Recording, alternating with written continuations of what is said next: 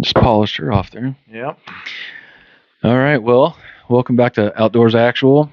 Today we're going to talk about talk about some of our time in the Marine Corps together.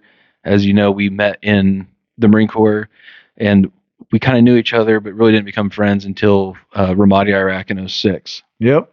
So we're gonna talk about our time in Iraq. We're not going to talk about the firefights and all that stuff. We'll have a link in the description that we actually have a fourth platoon video. Yeah.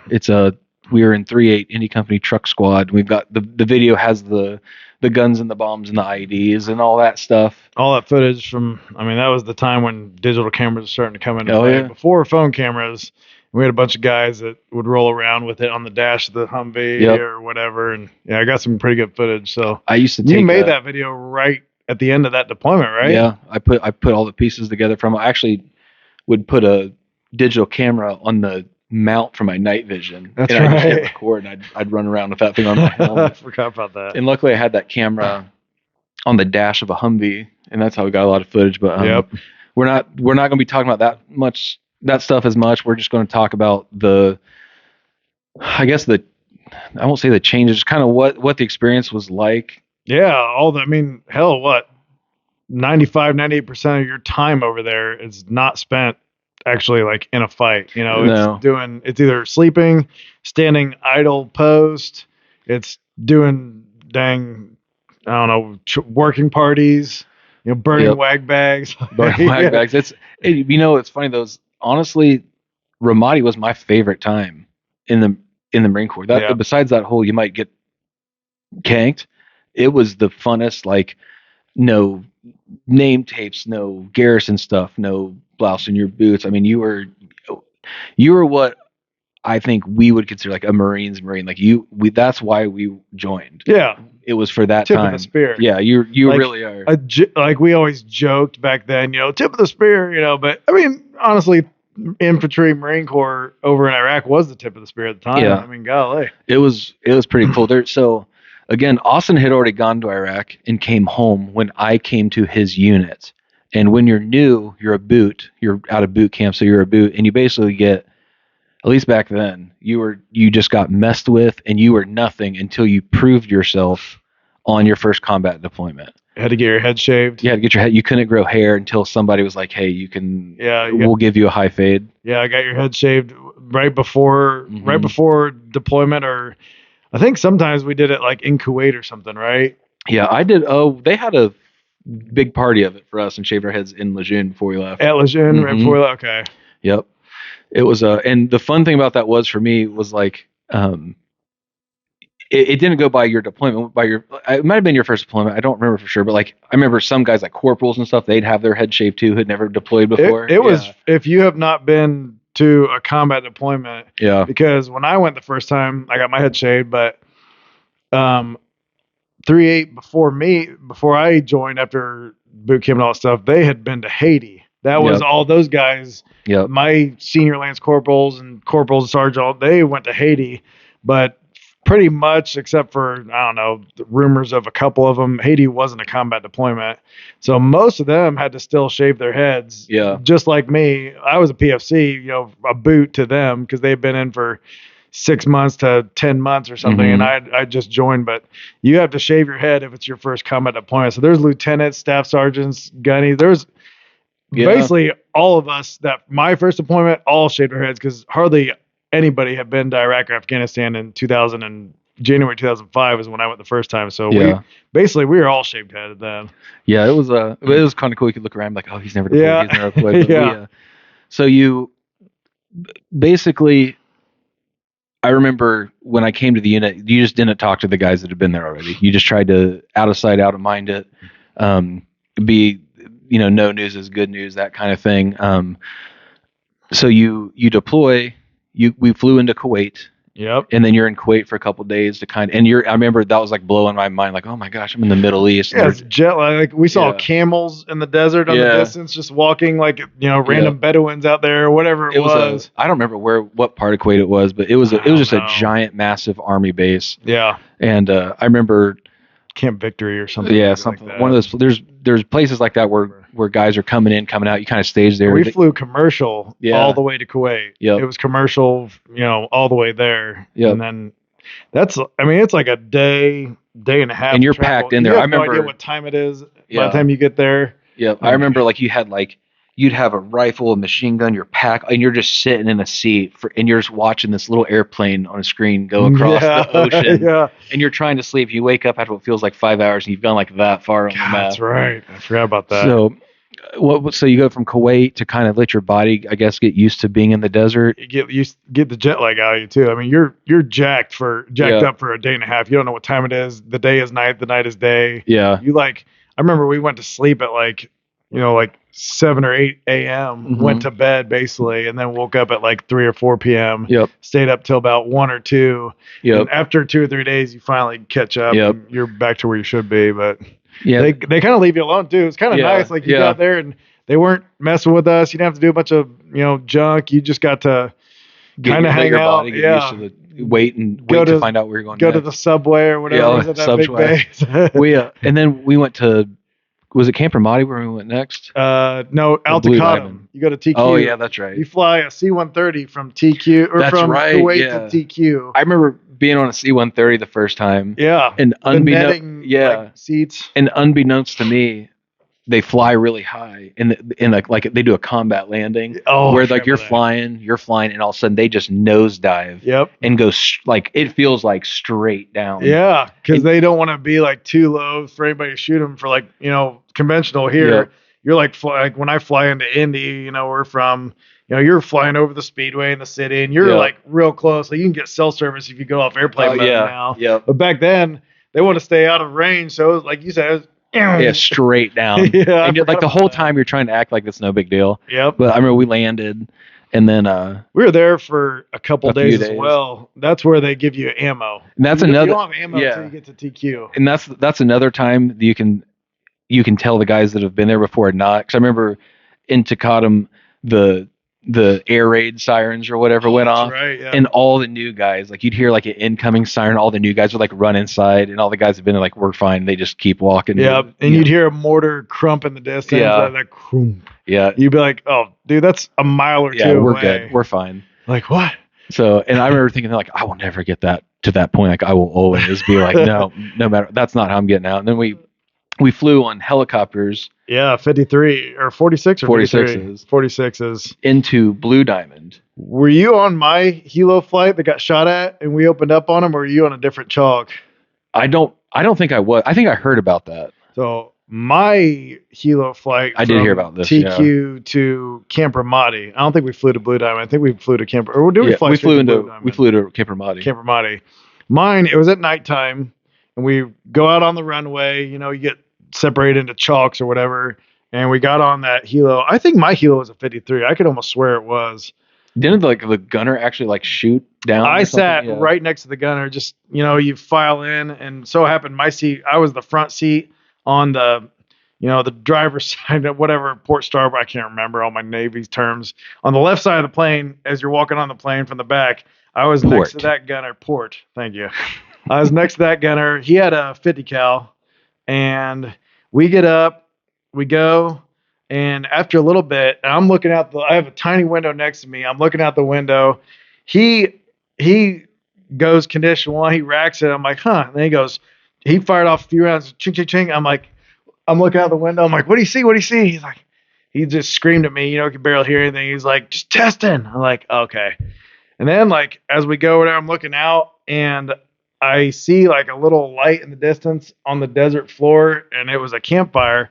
Next thing happens, little green tracers fly past it, and he opens up on him with a 50 cal and a couple ping or whatever, and we keep flying. It was just a quick little thing, and I was like, did you hit him?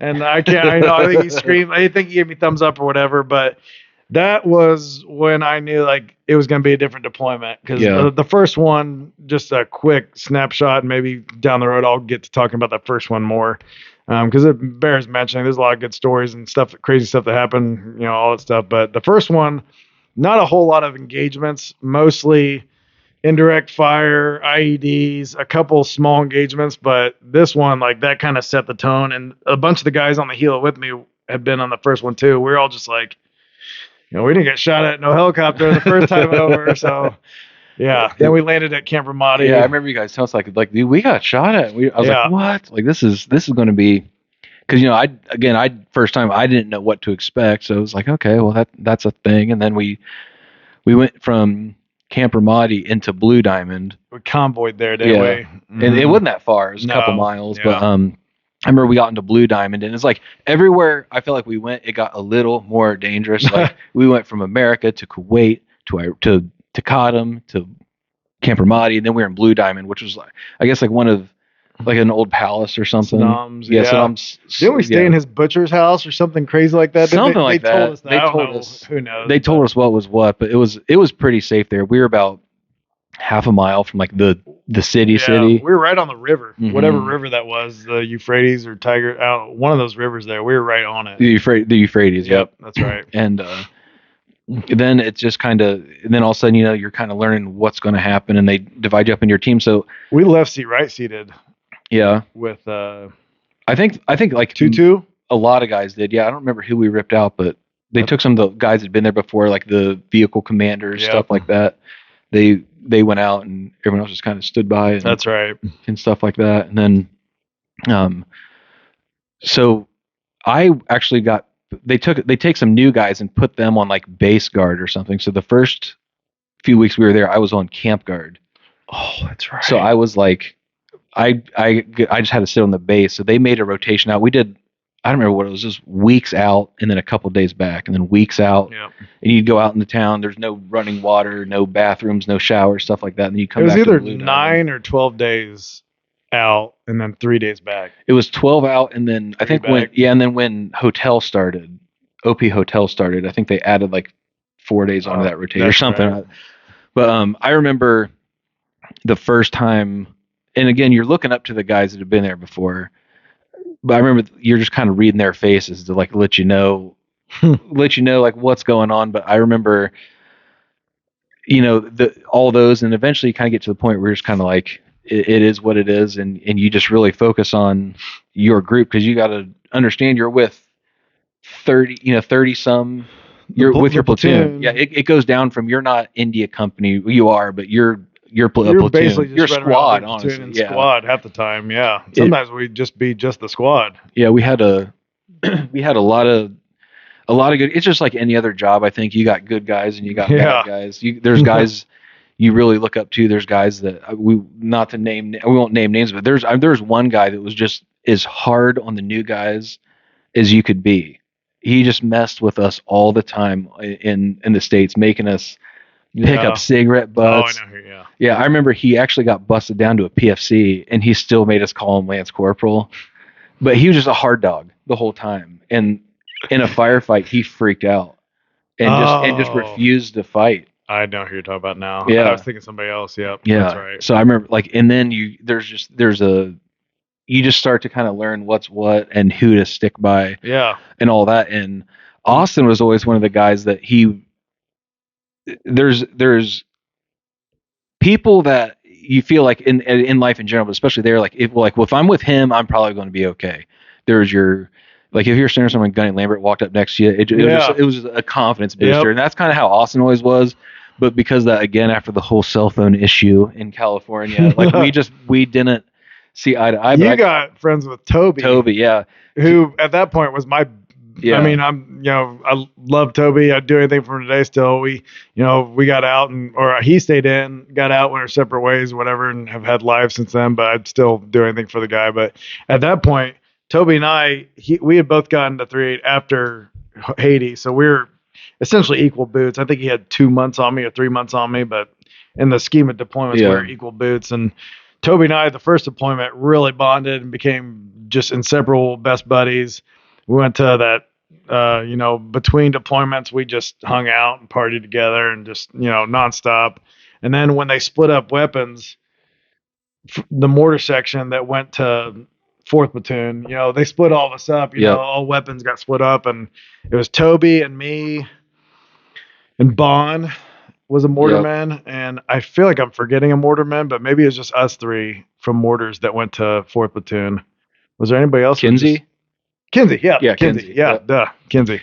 I knew there was another guy. Kinsey, who, rest in peace, he got taken out of that deployment pretty early on a bad IED, ended up losing his leg, and ended up having a tragic medical,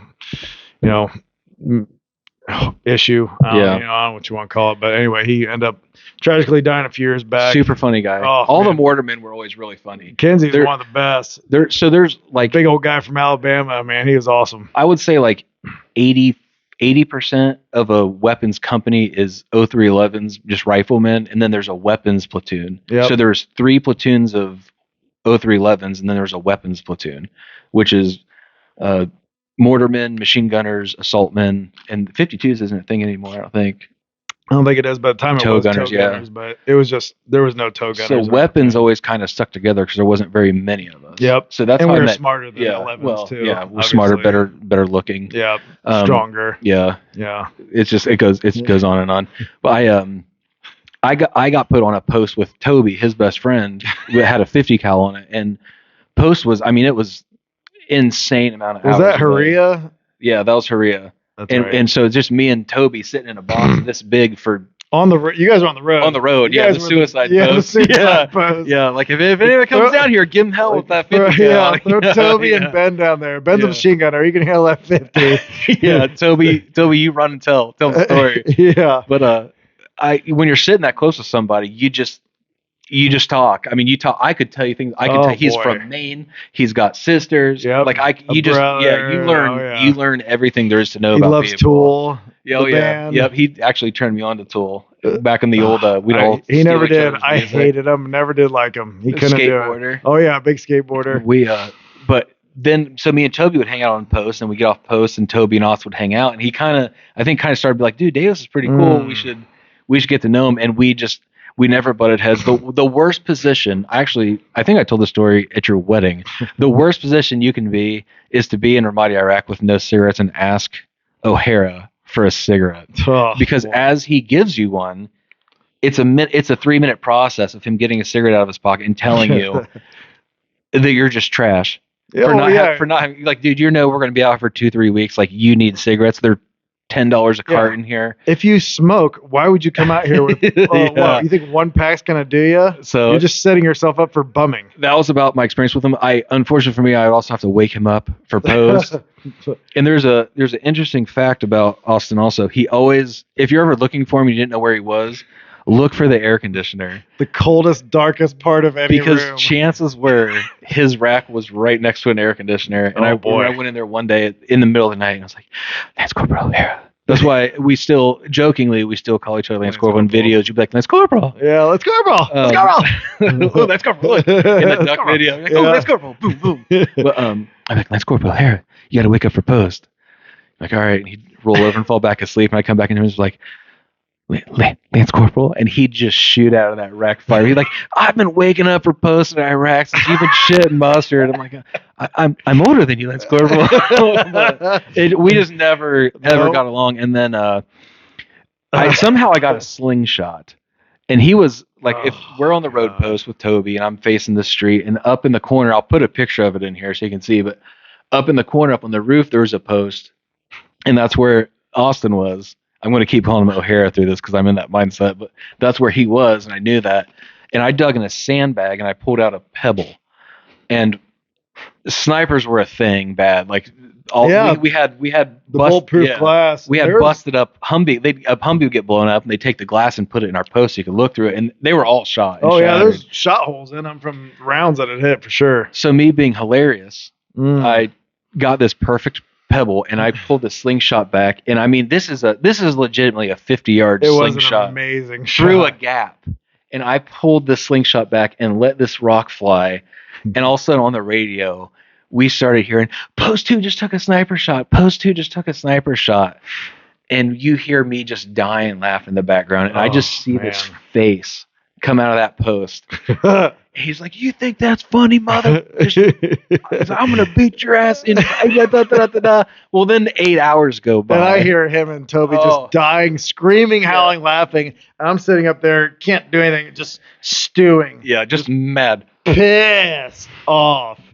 So, God, I mean, oh my God. So I mean, my adrenaline was pumping, and there was no outlet for it. There was just a boot made a Salty Lance corporal call it a sniper shot, which is funny. It is funny. Sitting with adrenaline, nothing to do, nobody to vent, and I just have to sit there for like what, 4 or 5 more hours forever. Least, and just sweat and be mad. Hammer down Marlboro Reds as fast as I could.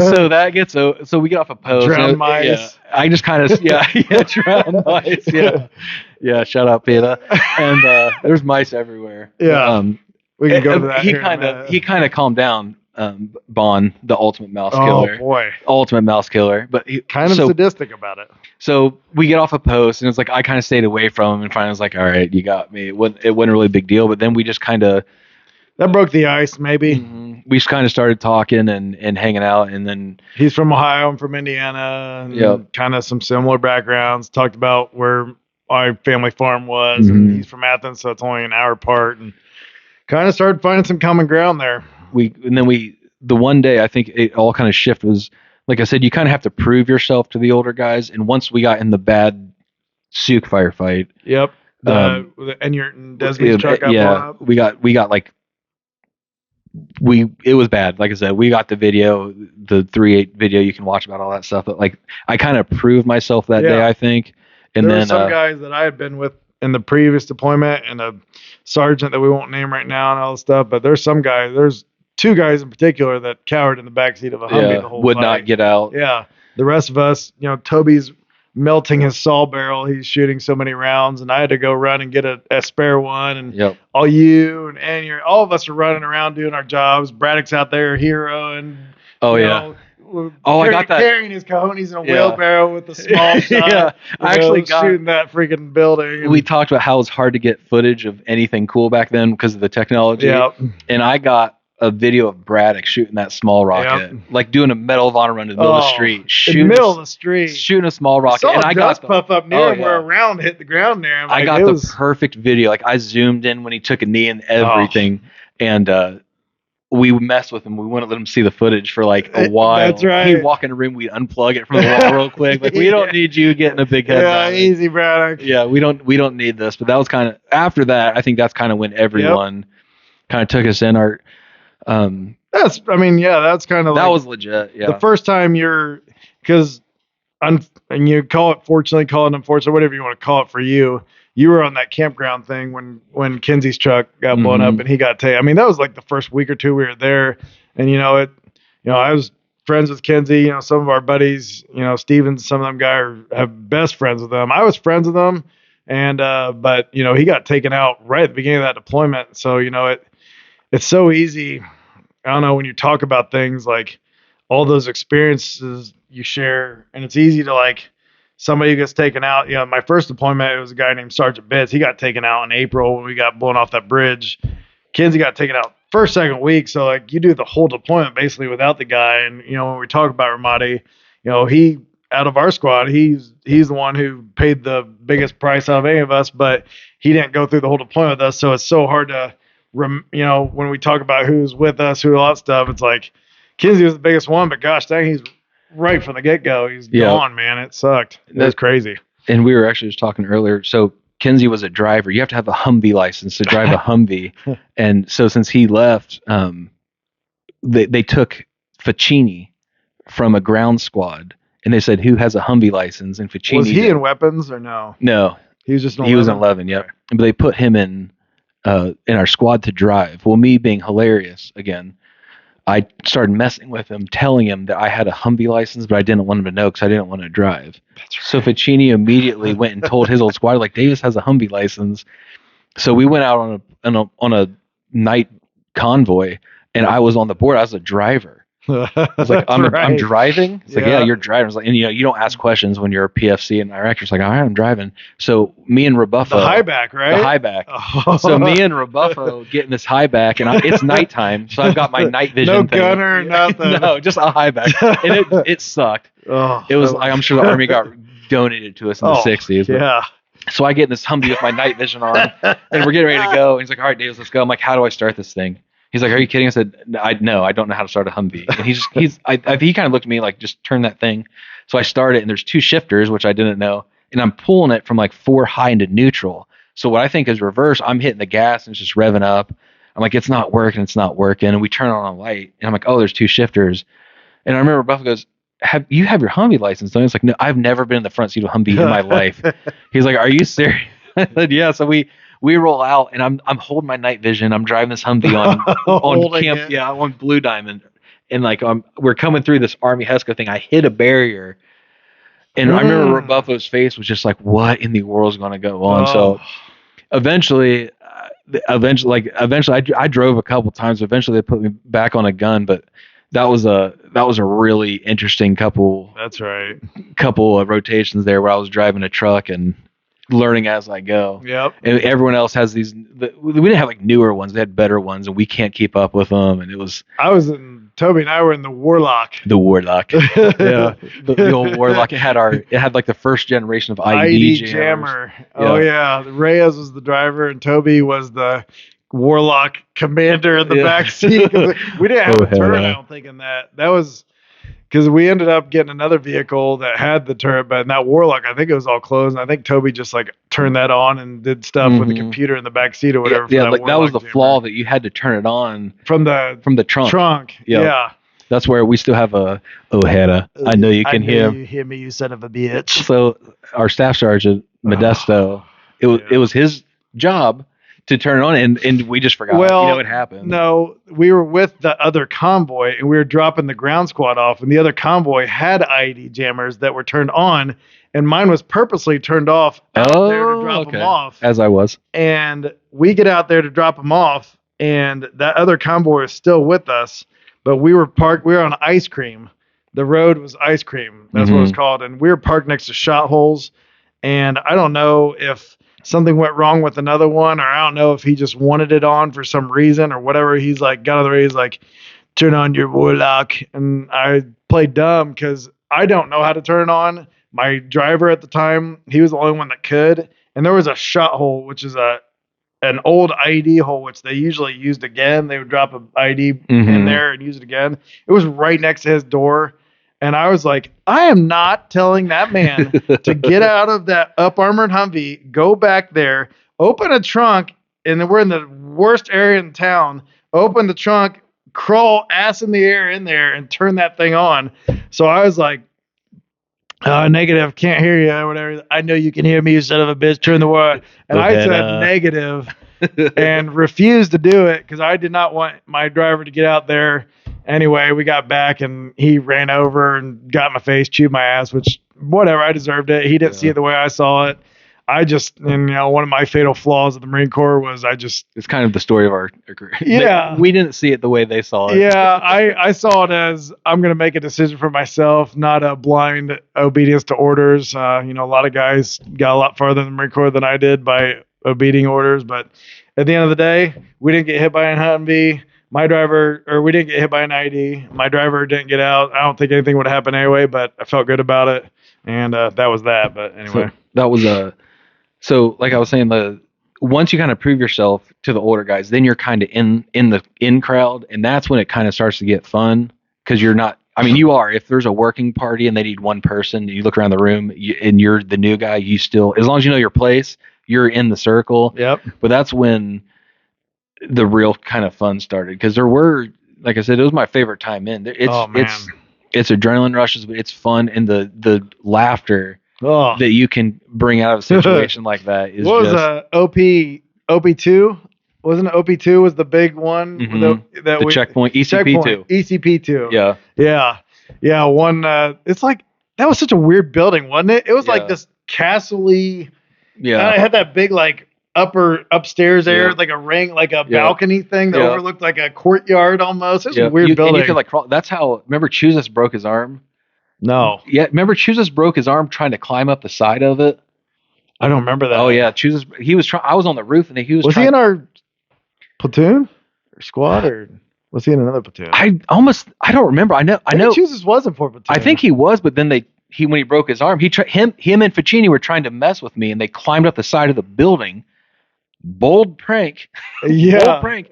And he fell and broke his arm or something. So that's right. Because me and Chuzas, when I got dysentery on my 21st birthday, it was me and Chuzas hanging out the whole time. That's right. He was on camp guard a lot, wasn't he? Yeah, because he had a cast on his hand. Yes, that's what it was. But yeah, but anyway, but what you're getting at was the predator blood. Oh yeah.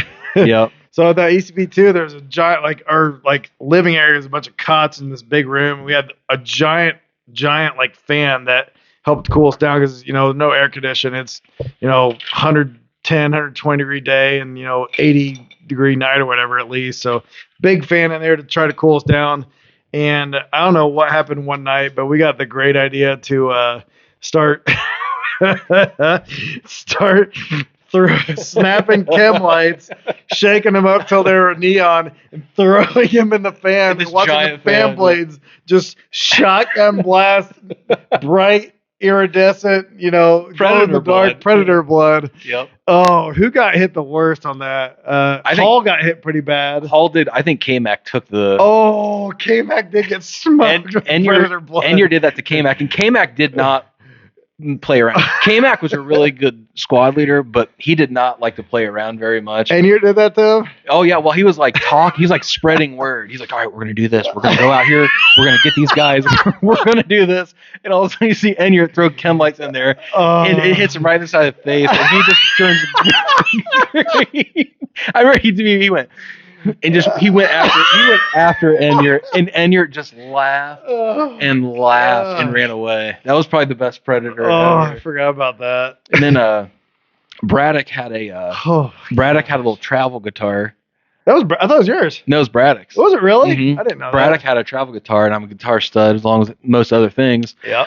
And we were playing Sublime, What I Got in the middle of the night. Trying to be tagged. Those guys on post, overlooking stuff. When we got to the point, we're like, love it. Oh, we were clapping and breaking it down. And all of a sudden, Modesto came in there and shut that down. Oh, he came in.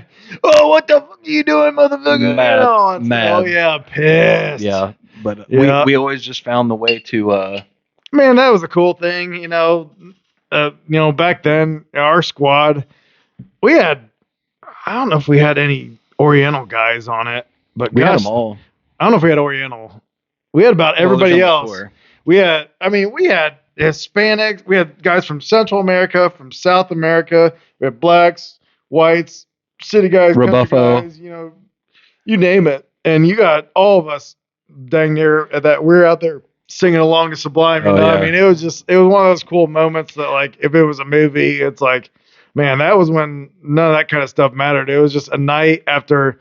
That was probably a month or two in, wasn't it? Yeah. I mean, we had already gotten messed up pretty bad, and like I said, Kinsey got taken out, and we had a bunch of fights already, and we were just. It was one of those things where, like, in the middle of the night and nothing bad was going on, we just broke it down. Man, that was one of the better times I remember for sure. Like laptops, like this is before like internet anywhere. We had laptops, and we had like a few movies. Movies we watched over and over. The Breakup. The Breakup. What was that Just music Friends, video? Just Friends. With Ryan Reynolds. Waiting. That was a good one. A lot of Ryan Reynolds. Into the Blue with Jessica Alba. Yeah. Ooh, Jessica Alba. Paul Walker and Jessica Alba. I feel like we just watched Into the Blue for Jessica Alba. Yeah. There's one music video I feel like we watched the Pussycat Dolls. Buttons. I mean, you charge your laptop for 6 hours. 20 guys in a room and somebody hitting play, and it's like that beat starts, and everybody's like, It was over and everyone just separated. Yeah. Everybody's like picking their favorites. Like, I like the blonde. Oh man, because it was like 5 or 6 of them gals, and just the way we're all just picking our favorites, and it was like the hottest thing we had seen ever. Oh yeah, there's I mean, you'd share laptops and videos and pictures and music. That's when iPods were real big. Yep. And I will say the music selection of Platoon is pretty good because that's back when you could still just. I still have a file in external. It's like this thing that says Gus's music, and it's just gigs and gigs of just every 90s 2000 song there could possibly be. But there were some really good times. There were some just times you never forget. It's definitely chow hall when you got to go to the good chow hall. Yeah. Oh my gosh, Blue Diamonds was pretty good. Yeah. They had that stir fry bar. Remember that? A Mongolian barbecue. Yeah. You got to pick your toppings. You know, like we said, neither of us can hardly remember that rotation, but it was something 9 or 12 days in the city and then a couple days back at the big safe base. And you got to go to out in the city, you ate MREs. Once in a while, tray rats, which were much better. Meal number 23, chicken cavatelli. Oh, God, gross. I got to the point where literally about all I ate was just like peanut butter and jelly on wheat bread, and then like I had people sending me protein bars, and like I basically got to the point where I didn't want to taste it. It sounds like you're saying you want to eat a chili mac.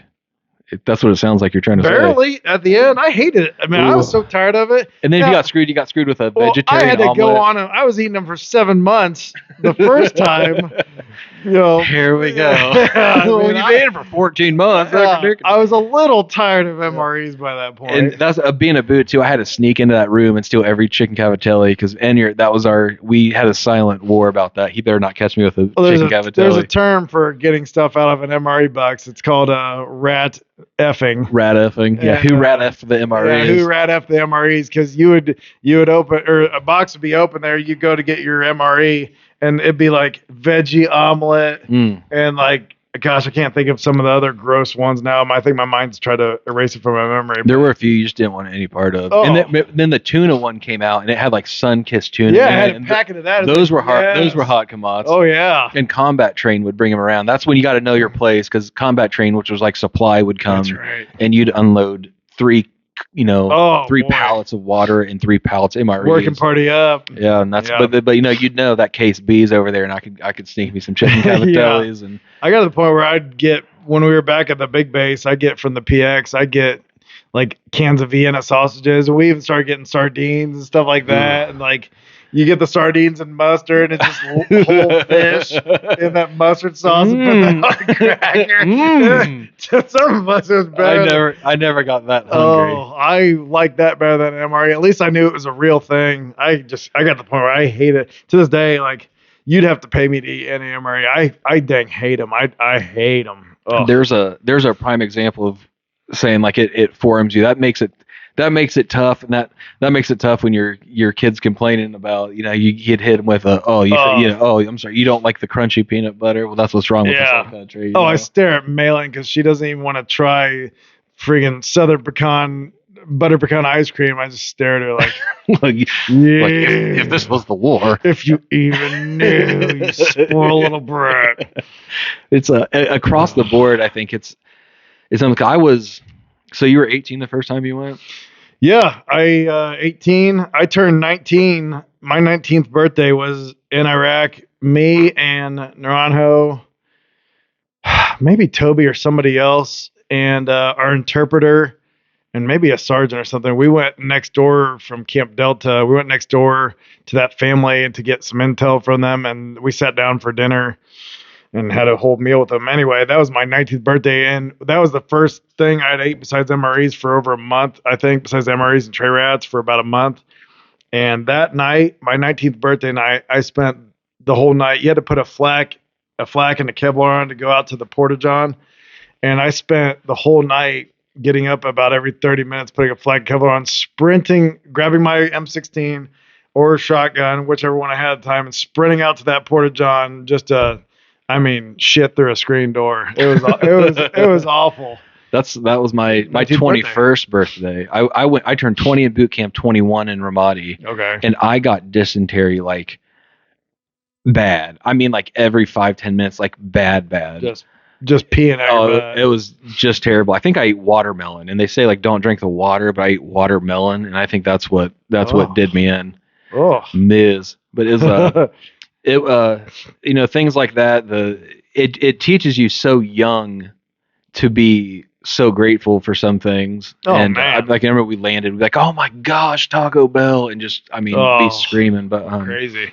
It's so when you, like he said, they did the left seat, right seat. When like I thought I was done, like we did our last rotation. I was like, we are done. And Diego and me and Toby have been Operation Self-Preservation for a month. Operation Self-Preservation was real, and it was serious. There was one time we started hearing some shooting going on outside of OP Hawk. Yep. And we were down in our little room there, watch stuff, and they're like, hey, it's getting pretty lively out there. And I look over at Diego and look at like Toby, and I can't remember who else, and we're just like, yeah, is it? Oh yeah, have you? Good luck with that, boy. Oh yeah, is it? And Ben, I don't know if somebody told him or he just did. Him and some other guys like got their gear on and went up, and I think he ended up shooting a bunch out of the saw. I think that there's a little clip of you shooting the saw. It was the 240, and I had two last kicks in the nuts before we left. One was that I inspection cleaned that thing like before you leave that machine gun there. That's right. And you have to like clean both barrels. You clean it as well as you can. That can take a long time with the 240. And like I literally got it all in the bag and I was like, man, I'm done. This is great. And then they started screaming for me. I thought, son of a bitch. That's right. And I had I grabbed that thing, put it back together, grabbed a bunch of ammo, put the bandoliers over my neck. I laid in bed, fired up another cigarette. I said, go get them, boys. Yeah. Good luck with that. I'm done. I've been over here for 14 months. I'm not trying to get, I'm done. I was a short timer. Let me get a little more sweet tea real quick. All right. There you go. So my second kick in the nuts was, like you were saying, how you had to do the left seat, right seat when we got there and go out with the people. I had to do it with the unit coming in. So they took a machine gunner, so I had to go out on the turret with these guys I don't know, and with a gunnery sergeant I don't know, who's like being way too much about it. So that was my final little FU from Iraq. When we flew out, the last thing I did in Iraq was I spit on the ground. And I remember I was just so excited to like get to make that phone call to my mom, especially, and be like, Mom, like I made it. Like, especially, because phones were awful there. Oh boy, let's get into that real quick. Like they had the internet center and like a phone center, and half the phones were broke from guys who like would call their wives or girlfriends. Rage smash a phone. And another guy would answer his wife's phone, so he'd smash it. Yeah. So like when you smash phone, everybody like, dude, really? Like we have 7. Like you just broke one. We had that little phone in our hooch too. I didn't rate that. That was the salt. That was the salt phone. That was the one that Vaughn used to get in fights with the girl on. Oh yeah. Vaughn would give his lady a strict talking to on that phone. Strict talking. It was salty. Yeah. I remember. Golly, I remember. I called my mom one time on that phone. It was middle of the night for us, evening for them, and talked about a bunch of stuff. This is like June and July, and we had a beagle I grew up with named Sadie. She was like 10 at the time. She had cancer the year before at Purdue. She did something there and they healed her anyway.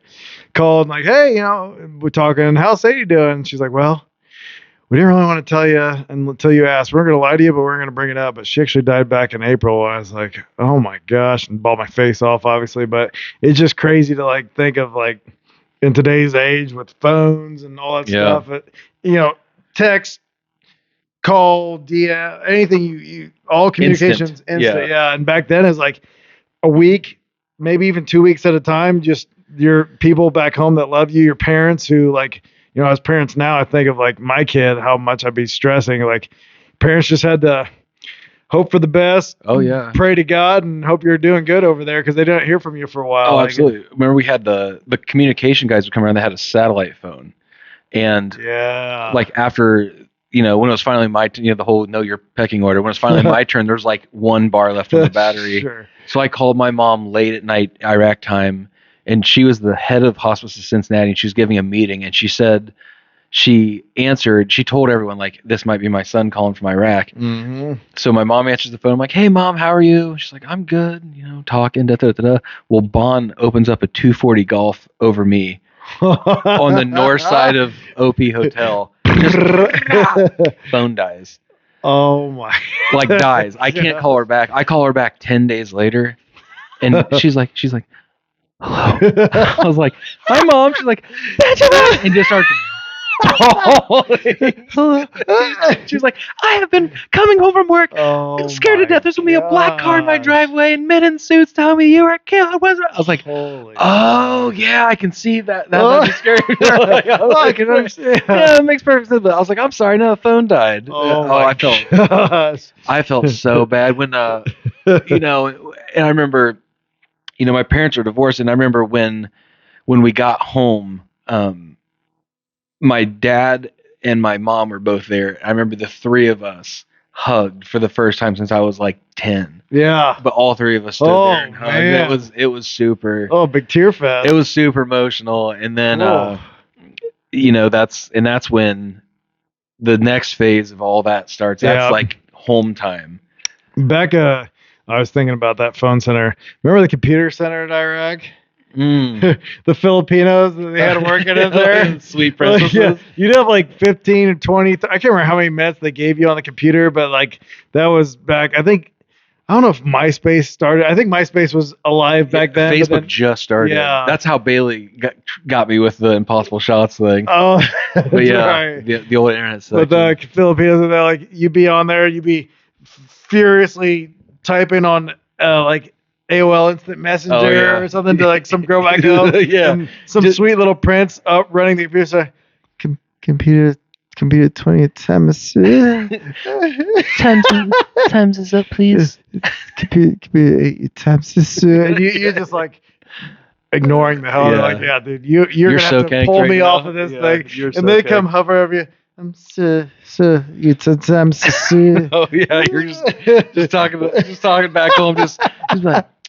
Grumps out here doing this gang life, running through the streets of Ramadi. Probably won't come home. OPSEC. Yeah. River City. River City. We remember we get back, just hadn't taken a shower in 12 days. Yeah. We go to the internet center. Stinky, like I gotta talk to somebody. Yeah. I got so many messages to answer, and we're in River City, which is if someone gets killed, they shut down the internet and the phones. So you can't tell people back home until the family's been notified. Yeah. So which I guess makes sense. But it was the worst. Just when it can't get worse, it finds a way. Worse. Life finds a way to get worse. Yeah. So that was all tail end though. Gosh, after that we stair-stepped it back home the same way we came there, right? Mm-hmm. Yep, got back home and had the big welcome home deal, which was just those are the coolest. Well, man. We were loaded. Yeah. We hadn't spent a paycheck in months. We had $8,000. Oh, filthy rich. Just back to the internet. I mean, you'd spend $200 a week on phone cards. But we got stuff. Back and just partied and partied. Oh yeah, all our families were there, whatever. Oh yeah, me and Ron, my dad, we went to an Applebee's and we're at the bar, and he's just like, whatever you want, you're getting. And we're beers and shots. And I look over there, and there's a Lance Corporal Harris sitting with his mom and dad, just drinking the old appetizer special. Yeah, a sweet tea and ice water with his parents. And I see him. I just tell the bartender, like, I take him 2 double shots of Jack, and he's sitting there and talking. And all of a sudden, this waitress comes. Mind you, I'm only 20. Oh yeah. Just comes over there, puts 2 shot glasses down there. He just smiles, gives me a big thumbs up. 1, right 2. In my parents' face. And I feel like a heat coming. And I look over, there's Sharon O'Hara just staring at me like, so what's this guy? Yeah. That's one of our best buddies, Davis. We just got back together. I got the mom look like so you're sending my 20-year-old son shots, and it was which his family now is like they've taken me and my boys in and my wife in, like we're I really think of them as family, but that first impression though was oh boy, a real humdinger, and we just we went crazy. I mean, the barracks were the MPs were there. We were throwing beer bottles and beer. There's stories of those. Once we got barracks, back, everything kind of got crazy. I don't know. You would think it'd be opposite. You'd think you would like live for whatever, but instead you like just get turned up. And just live like there is no tomorrow. Like I think you lived like there's no tomorrow for so long, and for me it was like 7 months. And then the 6 months between them, we got back for the first time. Knew we were going to like literally I think before post-deployment leave, the first time they told us we were going to Ramadi in 6 months, so we just like, hey, nothing to live for. So I've been living like there's nothing, there's no tomorrow for like a year and a half. Yep. And all of us, everybody got back from Ramadi, just got crazy. And I mean, boy, we got in quite a bit of trouble. Yep, that's yeah. You bailed me out of jail there when we got back. Yeah, the old right away special. We in North Carolina, they just clear out places of land for power lines, and there just be sand trails, and we take jeeps and trucks and anything to get back there. Light a bonfire with we go behind the Kmart and steal them pallets. Oh yeah, at the time, I didn't think I was stealing them. I thought it was trash. Yeah, and I thought it was free. We were helping them. I found out as an adult that like they like sell them things, and like we just flat out stole literally dozens of pallets to make bonfires on right-of-ways. Oh, yeah, we fill up Black Betty with pallets. Oh, boy. We're out there just shooting guns. I mean, we got alcohol we got 20 guns out there shooting. We finally got ready to leave. I'm driving with one eye open down this trail because like the trail ended in his backyard, so we have to hit a road. Yep. So we're driving. It's me and Toby and 2 other people were with us, and all of a sudden I just see flashlights.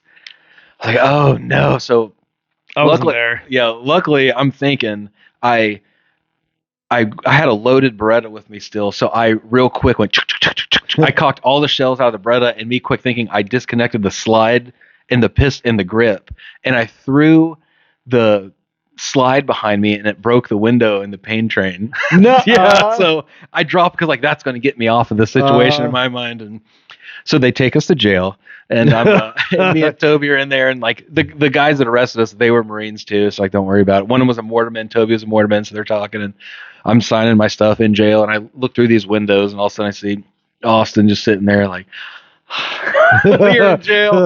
And somehow they're like, yeah, he's fine, he can take him. So they took us, and we had to go to court. We had to tell our chain of command we had court, which is never good. Oh, that's right. You guys did have to tell them. So we had to. I got out of mine. Yeah, nobody knew about mine. We were standing there, and the prosecutor's like, we'll drop the charges, but we request the firearms be destroyed. And I go, Your Honor, I request the firearms not be destroyed. I pulled the records. I just bought that with my money from Iraq, and the judge looked at us and said, give the Marines their guns back. And that prosecutor was so butthurt.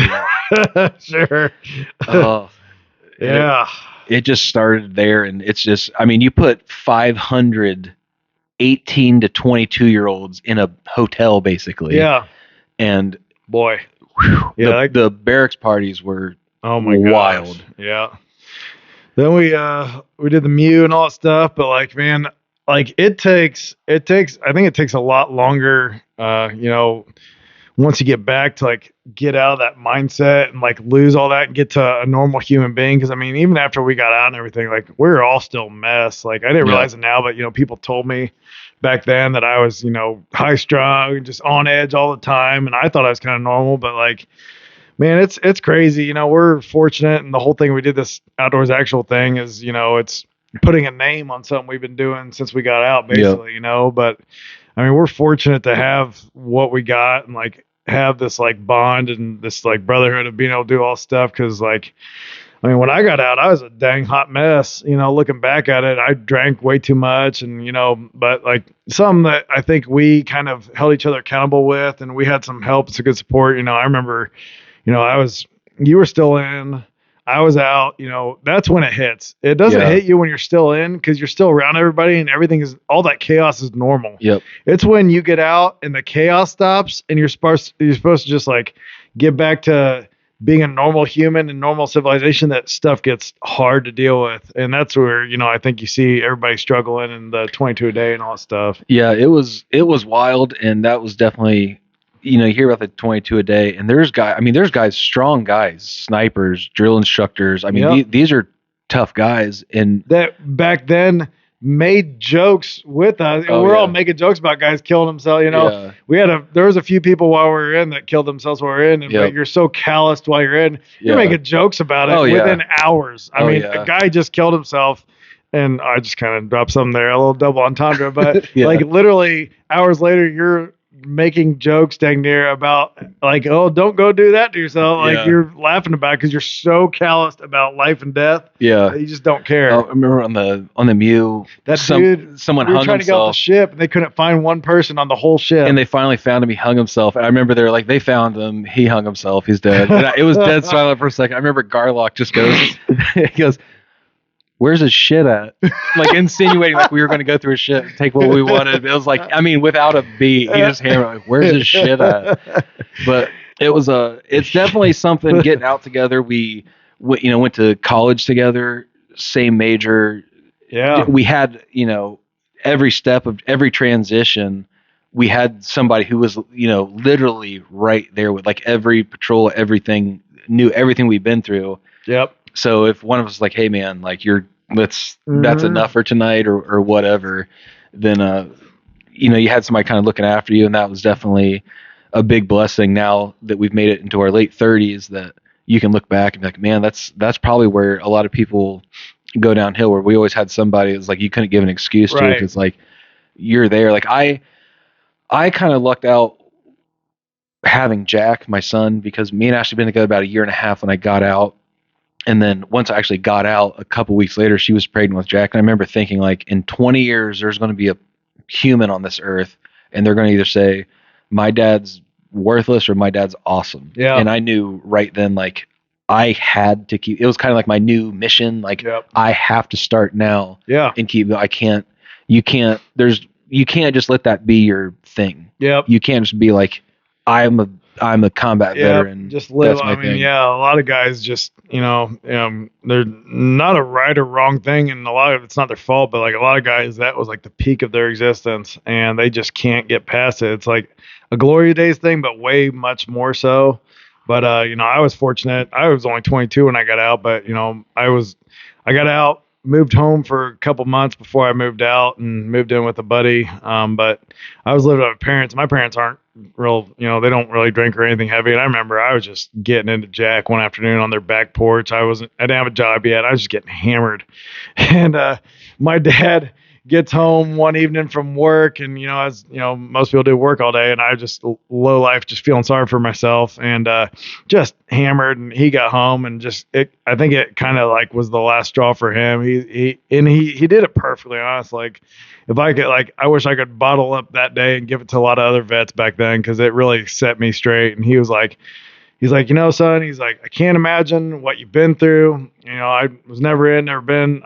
I can't imagine, I know just from the stuff you saw that you have to be dealing with a lot of stuff, but he goes, I grew up, in the 60s, and, a lot of my dad's age guys, they're all World War II vets. And then I saw tons of guys come home from Vietnam, and not to put anybody in a box, but like all the World War II guys, they came home, didn't talk about a whole lot, essentially pulled themselves up by their bootstraps, got careers, had families, got on with life, used what happened to them to make them stronger. And, I saw a lot of guys come home from Vietnam, and, situation was different. They didn't get celebrated. They got spit on, they got shit on.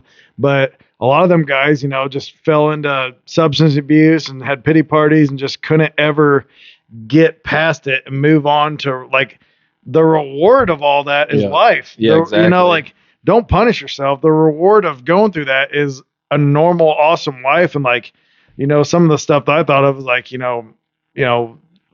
live for like what happened, make your surviving, make it worthwhile. Don't just be this whatever. And when he kind of told me that, I was like, gosh, what am I doing? And I just like, you know what, this is dumb. At the time I was making $10 an hour, slaving away at the railroad, just drinking myself to sleep every night, smoking, all that stuff. And him and my Aunt Kathy at IUPUI got me to school, and then and Kelsey had already been going there, and the rest is kind of history after that. I mean, we both kind of had that mentality, like we're just going to pick like salty man jobs. Oh yeah, he worked at the railroad. I started working at Shield Sex and Concrete. That's right. And I was just going to be a concrete worker because I'm a man, and I'm and I remember I was wearing my desert camouflage bottoms, and a guy walked up to me and goes, did you get out of the Marine Corps? I said, yeah. And he said, what unit were you? I said, 3. He's like, no kidding, I was in 3. I was like, really? He's like, yeah. He's like, what are you doing here?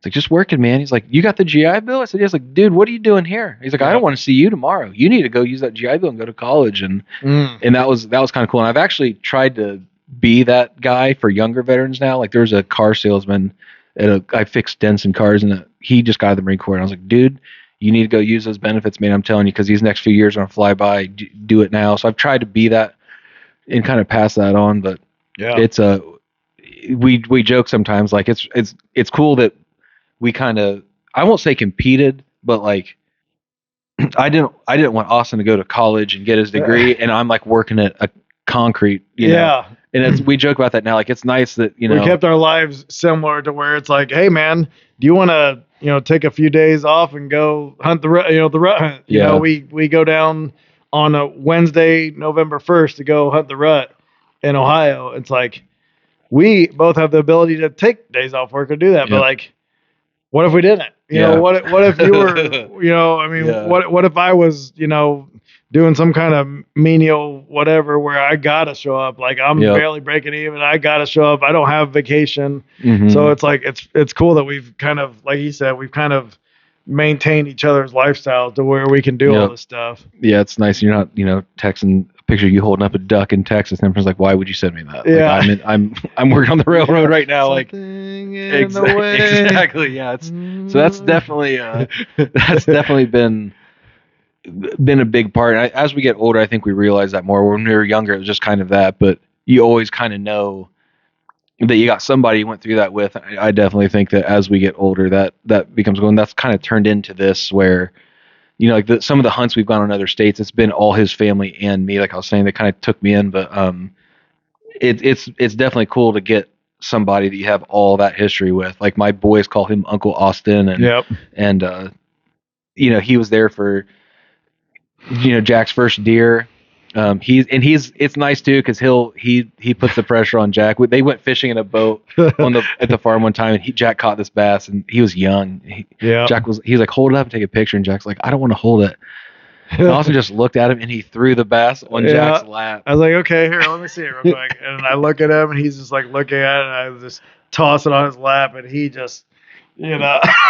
but the next time he caught a bass there, he immediately was like, I want to hold it. He's like, send a picture on Austin. Send a picture on Austin. Like, so it's definitely cool. It is. It's awesome. I got 3 girls, but it's been fun to have those his sons that I get to be that person for, and you know, we get to keep on. You know, we had a great year this year with the youth season and everything, but it's just fun to keep growing out of this. And you know, like I said, this whole outdoors actual thing is just, it's putting a name on a long-term healing thing and a long-term just fun continuation of what we started back in 2005. So I mean, it's neat. Yeah, it's fun. Our kids are starting to get into it and everything, but it's just kind of a unique story that people would always be like, yeah, that's so cool. You guys have done all that stuff together. Yeah. And we're just going to kind of see how it goes. Yeah.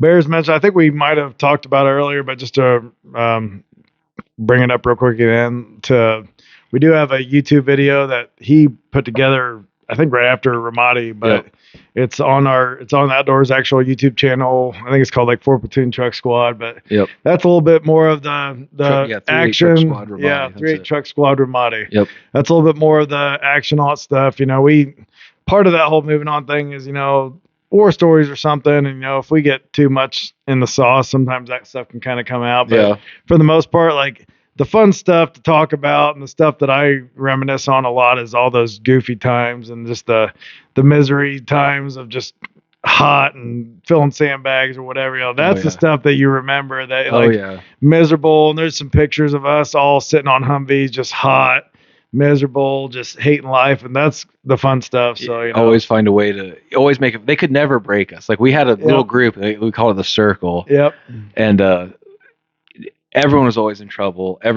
Someone was always on restriction, but they could just never break our spirits, and that's something that we definitely held on to. And I think we're still kind of pulling that off, because we were talking about getting out. In a lot of ways, I feel like they kind of make you try to feel like a piece of shit for getting out when you get out. And once you're getting out, you're just dead to them. Yeah. And people would say stuff. Right before I got out, we had a gunnery sergeant, and he always say, you know what insanity is, weapons platoon? It's doing the same thing over and over again, expecting a different result. And the day I got out, I saw him at like the building you get your papers. Yeah. He's like, "You're getting out, Davis?" Like, "Yeah, I am, Gun." He's like, "Why are you getting out?" And I looked him right in the eye. I said, "Because Insanity's doing the same thing over and over again, expect a different result." And he just, "Fair enough, Davis." He shook my hand, and I remember my mom came down there to help me drive my stuff back, and we pulled through that gate. I listened to Freebird, Yeah, because you think it's gonna be great. I remember the last time I pulled through that gate at Camp Lejeune, I started crying, and my mom was like, "You all right?" I said, "That sucked, but I'm really glad I did that." Yeah. Yeah. So that's a good boy. That sucked. I'm really glad I did it. Is boy, if you could say it in one sentence, that's pretty much how it was for sure. So that's kind of our story of Iraq. We'll get into our next deployment next time. The Miz. Yeah. Just hitting ourselves with a steel brush to make it look like we had a rash. We couldn't do kitchen duty and stuff like that. Yeah, it's got its own plenty of stories. We'll do that another one. But yeah, appreciate everybody following. Hopefully this was a little bit entertaining, or at least a good window in of some behind the scenes, or maybe non-published stuff of what it was kind of like over there. If you liked it, if you enjoy this, if you're supporting us, we really appreciate it. We have Outdoors Actual on Instagram, Facebook, YouTube. Yep. Like, follow, subscribe, all that fun stuff that they all say. We're getting used to saying now too. Yeah. We're almost to 1 million views on YouTube. We're like 15,000 views away from YouTube. So that's right. Well, we're going to do something special for 1 million views. That's right. Yep. But we appreciate you watching. Yeah, thank y'all. We'll see you next time. See you. I went to Iraq twice, but I only went to Iraq once. I'm so sorry. Well, golly.